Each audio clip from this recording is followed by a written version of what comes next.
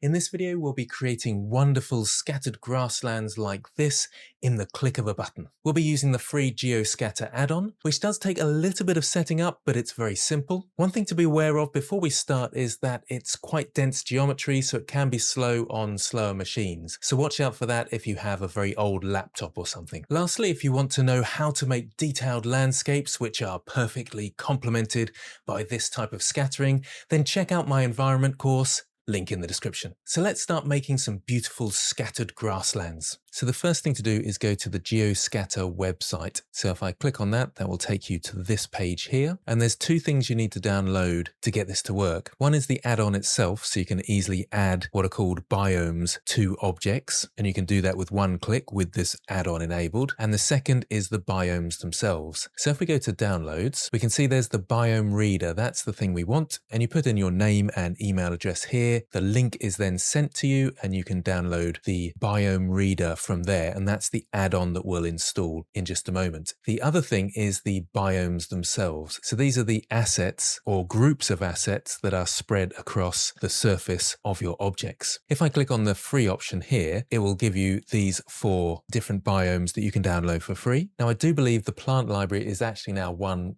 but it's certainly worth $1 because there's a huge amount of assets in here and they look great. So if we click on one of the free ones, so this spring grass collection just here, and I'll scroll down, you need to visit the product page. That will take you to the Superhive market where you can add this spring grass set to your cart. So add it to your cart and then we can view our cart. And there is my spring asset set, and I can scroll down and continue to checkout and complete order. And then I can download the product on my orders page. I think both these links take you to your orders page, and there you can see the zip files just there. So the only one you need is the spring grass set just here. And then we're ready to set these up in Blender. So here are my 2 downloads. I've got the Biome Reader and my biome itself, the spring grass set, and you might have several biomes. The biomes you'll actually need to extract.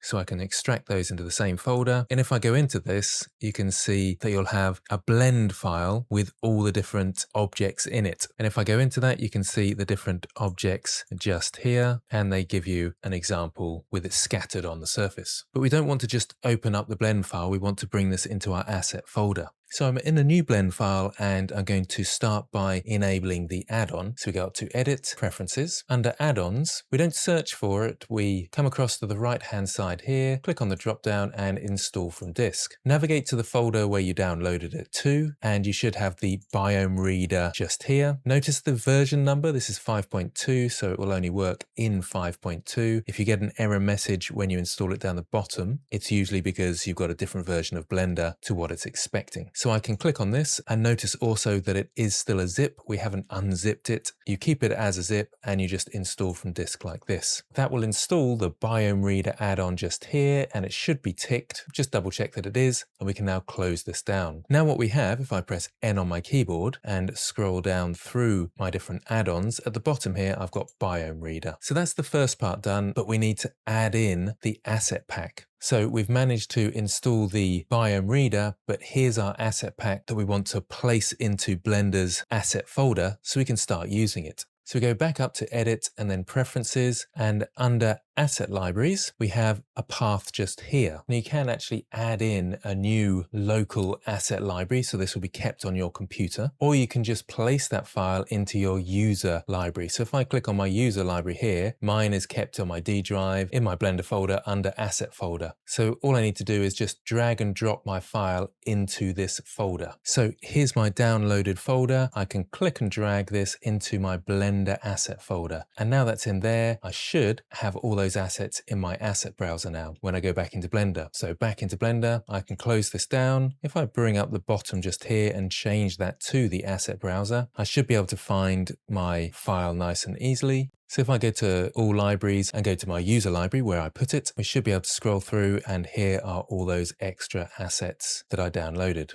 Some of them I think are from the plant library as well, actually. So we've now got all those assets in there, which is great. Now we need to actually find out how to use that add-on in the scene. And it's nice and easy. So for this, I'm going to change the cube for a plane. So I'll delete the cube, Shift A to add, mesh, and then plane. And with your object that you're going to scatter these different items onto, it can be helpful to have fair few subdivisions. So I'll go into edit mode with tab, or that's edit mode up here, right click and subdivide. And I'll create, let's say 20. In fact, I'll just type that in, that'll be easier.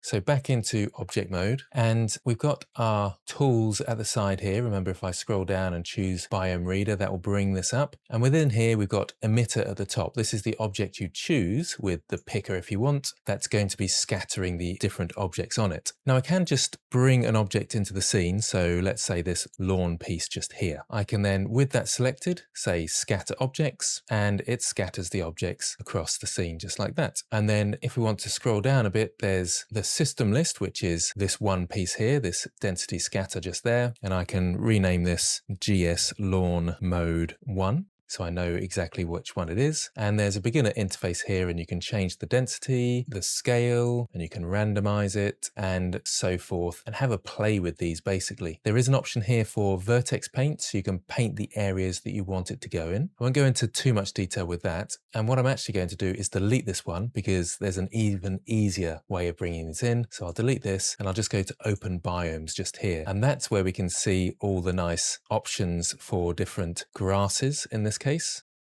If I scroll through, there's loads of different options there, or there's some rocky plains, and we can choose these different folders here. Just make sure you scroll to the top so you can see them. So this is forest floor, and let's choose forest 05. If I click on that, it will import it and it will bring it in like so. And we've got this lovely biome here. Let's actually go to material preview mode so we can see it in a bit more detail. Like I was saying, this does take a little bit of processing power, especially when you're using the biomes, which has quite a dense amount of polygons. Usually once it's loaded in, it does a good job from there on, but it just takes a moment to load in. And I think I'll actually drag this material onto the ground there as well, so we can see through that nicely. And I'll quickly set it up in cycles so it looks a little bit nicer and speed this footage up. I'll add in an HDRI in the background as well. I'll just close down this Biome Reader here.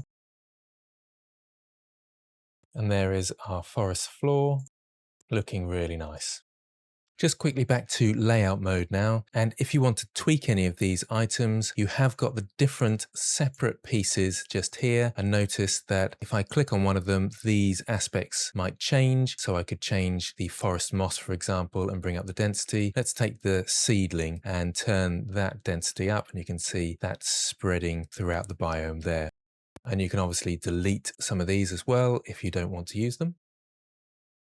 But I'll add those back in because I think they look great. So that's how we can use the Geoscatter add-on to create these really nice, interesting, diverse biomes to make our renders look that much more realistic. If you've got any questions, do comment below. Thanks for watching, and I'll see you next time.